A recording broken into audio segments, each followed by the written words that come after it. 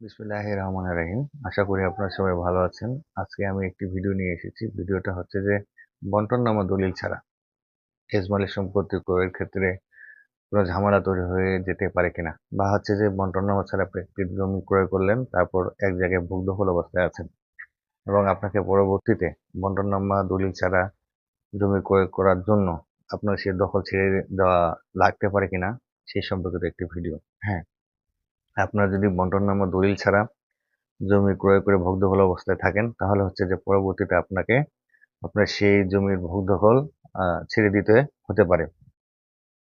আর যদি আপনারা বন্টননামা দলিল ছাড়াই হচ্ছে আপনি জমি ক্রয় করতে চান, সেক্ষেত্রে হচ্ছে যে আপনারা বাকি যে ওয়ারিশরা আছে তাদেরকে শনাক্তকারী বা সাক্ষী হিসেবে দলিলে অন্তর্ভুক্ত করুন। সেক্ষেত্রে আপনি সেই ঝামেলা থেকে নিজেকে দূরে রাখতে পারবেন। আশা করি আমার এই ভিডিওটি আপনাদের কাজে লাগবে এবং জমি সংক্রান্ত এই ভিডিও আপনার জ্ঞানকে আরো প্রসিদ্ধ করবে।